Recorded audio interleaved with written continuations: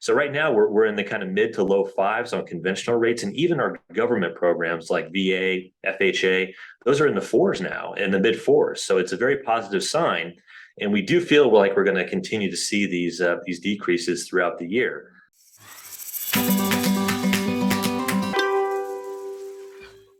Hey y'all, Katie here with Team Evo AZ, and welcome to Real with Matt and Katie, where we talk a lot about real estate and a little bit about life, based in the Phoenix, Arizona area. While you're here on your favorite podcast platform, please subscribe, download, and rate our episodes so we can get the real news out to the real people. Enjoy the show. Hey everybody, it's Katie and Matt. We are that real estate married couple talking a lot about real estate and a little bit about life based in the Phoenix, Arizona area. I'd like to give a warm welcome to our very favorite lender, Ryan Gilliam with Waterstone Mortgage. Welcome to our monthly market update. Everyone, thanks for having me again. Always look forward to doing these. Yeah, absolutely. So do we. So let's jump right into it, Ryan. We had some interestingly positive and good news as far as rates are concerned. Yeah, as expected, in July 27th to be exact, the Federal Reserve raised the key interest rate by 0.75%. Now, if you're new to the podcast, we've talked about it before that, this does not mean that mortgage rates are going up. It's actually the opposite. The increases that the Fed does is really for credit cards, car loans, lines of credit, and personal loans. So what the Fed is basically doing, that they're trying to get Americans to stop or really slow their spending. So, with less money circulating out there, inflation will drop. As you probably know, ourselves and friends and neighbors, spending was really at an all-time high for the past 2.5 years, with such low rates. Home buying was at record levels, home upgrading.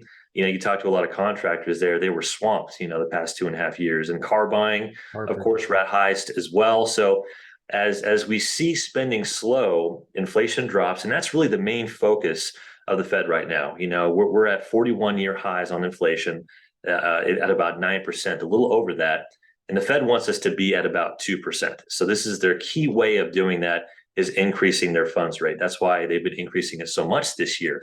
So, lowering inflation will lower mortgage rates. And that's what we did see. That was the good news that you were talking about, Katie, is we actually got to about 6% in June. And we've seen it drop since then as the Fed is increasing their funds rates. So right now we're in the kind of mid to low fives on conventional rates, and even our government programs like VA, FHA, those are in the fours now, in the mid fours. So it's a very positive sign. And we do feel like we're going to continue to see these decreases throughout the year and into next year as well. Now, the biggest thing that happens when the Fed gets this aggressive with increasing the funds rate is we see recessions. That this is historically what has happened. And, as spending slows, the gross domestic product drops. And the key indicator that a lot of economists out there look at is the gross domestic product each quarter. So if there's 2 quarters in a row that has negative GDP, that is usually what economists say, okay, we're officially in a recession. And guess what? It was announced that we were 2 quarters in a row negative GDP, so the spending has slowed down, and that has led to recessionary periods. Now, they won't be announced. There's actually a company in Cambridge, Massachusetts that officially announced recession, but a lot of people agree that we're pretty much in it right now. What they're really looking for, that company in Massachusetts, is job growth slowing. What they're saying is, hey, it's still good right now. So they hate to say that we're in a recession, but if you're looking at the numbers, job openings are lowering and jobless claims are going up. So companies are hiring less and maybe laying off some people as spending goes down. So that will be kind of a key thing to look at is the jobs reports that come out. And that could be the key indicator that really tips everything over to officially saying we're in a recessionary period right now. And so in a recession, what do rates typically do? Improve. The rates, they go down during recessionary period. And, the good news is housing usually remains strong during these periods. Yep. And, a big reason for that is, I know I sent you that photo for a slide that I really wanted to share, because when you look at recessionary periods throughout, history, The only one time that we really saw housing take a major hit was in 2008 to 2010. And the main reason for that were foreclosures. Right. And as you can see from this report here, that a lot of news right now, what they're announcing and what you're kind of hearing is that foreclosures are up. Now, with the economy shifting, foreclosure levels in 2021 were at their lowest periods almost ever. So they're up a little bit as some people are losing their jobs, and there are some people struggling right now with the shift that we're seeing. So yeah, between 2021 and 2022, we are seeing a little bit of an increase, but look how low it is historically speaking from 2008, 9, and 10 when we saw prices drop so much. So absolutely. Crazy thing is that people right now, they have 58% on average equity Correct. in their homes right now. Any homeowner nationwide, that's the average. So those people aren't going to be walking away from their homes. If something happens, if there's a job loss, they can't afford their mortgage, they'll sell it and they'll take that equity. And they'll make a year's worth of income probably. Yeah. Well, more than that. But in like the other thing, like first off, when you talk about 2008, you got to look at what the catalyst of the recession was, and it was the housing market. So, it's of the same. And then the other really big thing that really you have all this equity, which is great, which is, once again, people aren't going to panic sell. They're not going to just give it up like in 2008 when they're like, we got nothing to lose. They got a lot to lose. The biggest thing, though, that they have to lose is most of these people that represent this 58% are locked in at probably an average of a 3% interest rate, which they know. Some have two. Yeah, they are never or probably likely not going to see that for a while. So I think a lot of people are looking at that and saying, well, what are we really going to do here? Whereas before in 2008, it was like we set it up to fight the recession as what bills do you give up? Well, you're actually going to give up your house bill before you give up your car payment, maybe cutting back on other things. They made it, that was like almost the invite, where it's the opposite now. People are going to literally stop paying on their cars, stop paying on a lot of things before they ever default on their house. Yeah. And another thing that I want to say just a little louder for the people in the back is when with recessions, we typically do see the housing increases. Over the last 6 of them, I love the statistic that you threw out. Actually, over the last 6 recessions, we've had 2, one little tiny little blip in the 90s, right? That we dropped a little bit, and then the big one that you talked about. All the others, so 4 others, we've seen increases, which I think is really, really important to note, because that R word really scares people out there. Well, and that's the kind of the funny thing right now. It's like recession. It's such a subjective word. It's like to everyone, it means something different. We've talked about it before, where it's closely like together with depression. And if you ask people if we're in a recession, they're like, oh my God, no, it's just slowing down. Right. And then you even look at it from what you said, where, what are the 2 indicators that say that we're in a recession, right? Well, those indicators are there, but wait, there's some other indicators that are usually not there when when we're looking at indicators, like you said, jobs reports and stuff like that. Then you have our administration they're not going to say that word. We're not in a recession. We've got all this. So it's really strange. But I think to what you were saying, that the Fed and everyone is doing everything possible to get people to slow down in spending. And if we can really hype up this word that makes people put on the brakes, maybe think about frivolously spending, saving, posturing, being proactive, that's what they're trying to do. But at the same time, they can't scream that word, because politically, recession is a very dangerous word. So that's where we see this like whole manipulation of it. And I think, we're in a good spot. So circling back to the foreclosures, I have a slide I want to show really, really quick. This came out of Armless Reports that came out on July 15th. So it's going to be based on, the first half of the year pretty much. And it says that distressed sales accounted for 0.1% of the total sales, from the previous month of 0.2. So short sales went down 66% from last year in lender owned. So REOs, actual foreclosed homes, this is sales, went down 33% from last year. again, we're talking very low numbers. And when you take percentages of those, it sounds bigger, right? But I thought that was interesting. Yeah. No, I don't think we're going to ever see the foreclosures thing like we saw before. And it's just, it is what it is. And it's a good thing. Yeah. Continue to decrease, there comes kind of a tipping point where everybody realizes, hey, we're at a little bit more of a discount right now. Cars, maybe housing, there's more inventory out there. That just means they could get a better deal, that it shifts a little bit to a buyer's market. And typically once that shift happens and once people realize, hey, rates are dropping, it's time to jump in, that's when we start seeing purchasing increasing. And of course, seasonality is a big part of it too. If you look historically, especially in Arizona, obviously around June and July, things have always slowed and inventory has always increased because who wants to move in the middle of summer? Do they want a vacation?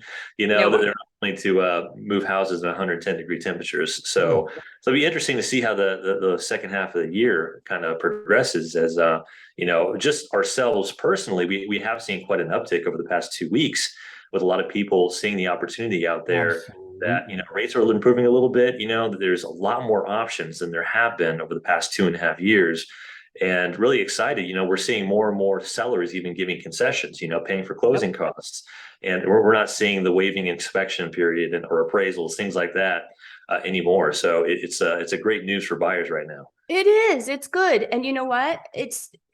I always tell people that time that we dealt with in, when we were having multiple offers over list and it was just ridiculous. People were actually approaching like trespassing, approaching properties to get in, to be able to look at it so they can make it was just crazy. It was very, very stressful for sellers. And I know that people on the outside looking in thought, oh, how wonderful for them. They're making hand over fist money. That was really stressful. And now it's less stressful for sellers, which I think is the break that honestly they needed. Flip it over to buyers, same thing, really stressful, really emotional. Yeah. I mean, I think I witnessed more divorces in the last 2 years than I ever saw in my career. And I've been doing this for 16 years now. Like, it was very emotional. What's your take on that? How do you feel? Oh, no, I think what you said seasonally, like that's key. And I think what's really interesting, especially about here in Arizona, is like, well, just in general, we're all so short-sighted. Everyone really doesn't remember really further back than 1 to 2 years, especially when it comes to real estate. So all they remember is just up, buy, no one ever pumping the brakes. And like you said, we've always had this lull. And I remember being active, especially in like when I was flipping and had, multiple properties going at a time. I always knew and built into the equilibrium that come these times of the months, it was like, all right, we're actually going to hold back and try to do construction so we could load them up to hit the market by end of September, October. And we would always see a burst. Now, the interesting thing is people are not only short-sighted, and it's not a bad thing. It's a good thing because I don't think most of us would have second and third kids if we weren't short-sighted. So we wouldn't procreate. But what ends up happening too is people don't want to be the first person to jump in the pool, almost like that lemmings type thing.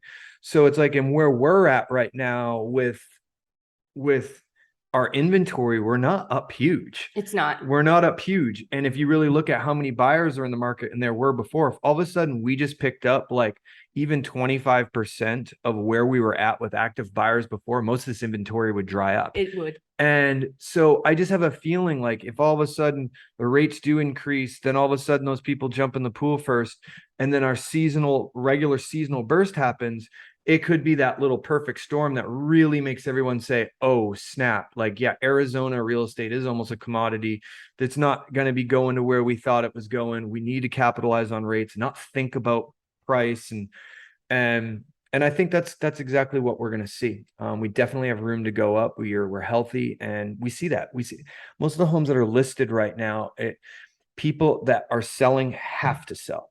There's something that's going on in their life that's pretty much forcing them to sell. Mm-hmm. It's not like it was 6 months ago where people are like, oh, maybe we should, let's do this, or we got options, or, no, it's not that. So, and you can kind of see that with the inventory when you look at it. Yep.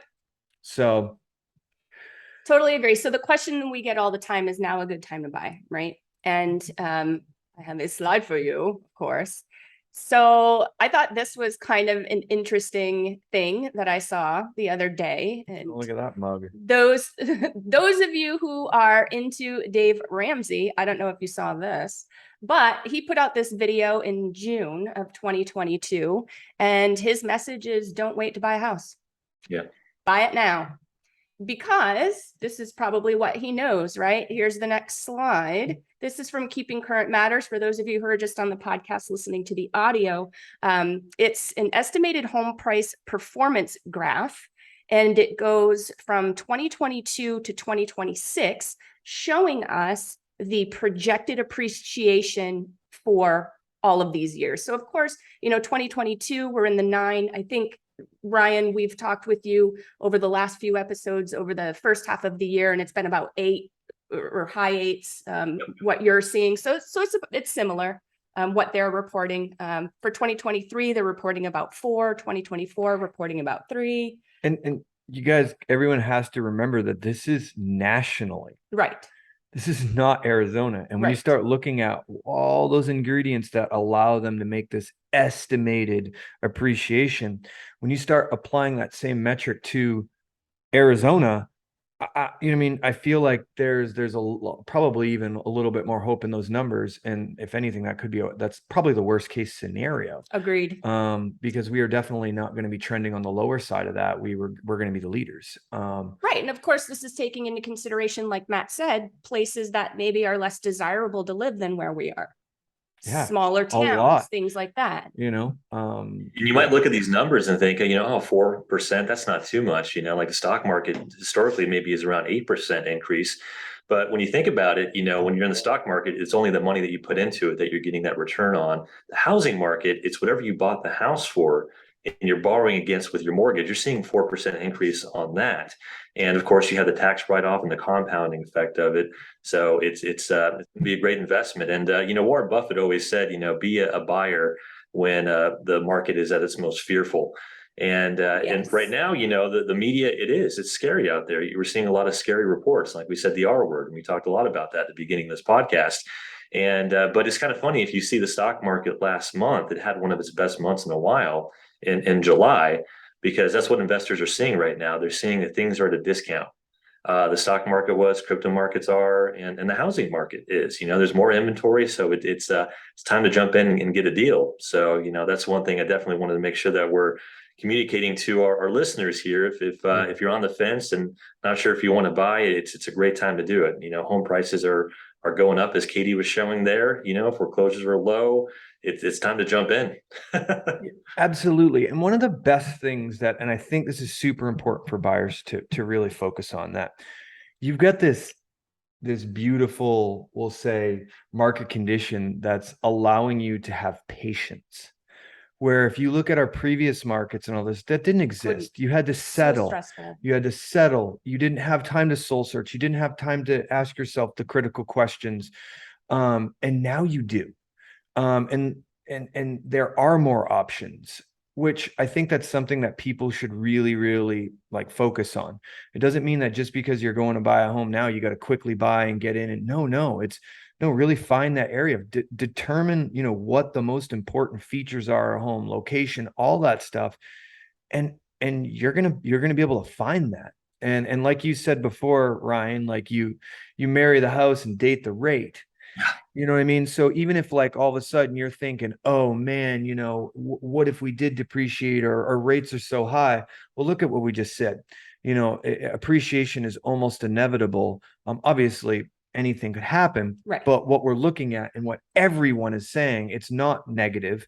And then ultimately the same thing goes with rates, that we probably have seen the highs. So there's a lot of good things that kind of, I would say, would motivate anyone that's serious to really look at what's going on. And then that's what's important is the word patience, and making sure whoever you're working with, the lender that you're working with, the realtor that you're working with, they have the same level of patience. Right. They have the same level of clarity, where they're able to be constructive with you and answer these questions and challenge you and make sure that when you close, you are so happy. You have exactly what you want. There's no buyer's remorse at all. Totally agree.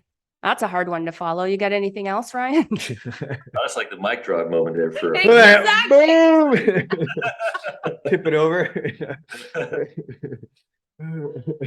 Awesome, guys. Well, this was a great episode as always. If you out there are interested in being a guest on the show, please follow us at Team Evo AZ. That is our handle. We're on Facebook, Instagram, and YouTube, and of course on all of your favorite podcast platform channels. Please do, while you're there, subscribe, download, and rate us so that we can get the real info out to the real people. Thanks so much, guys. Until next time. Thanks, Ryan. Thanks, everyone. Bye. Bye.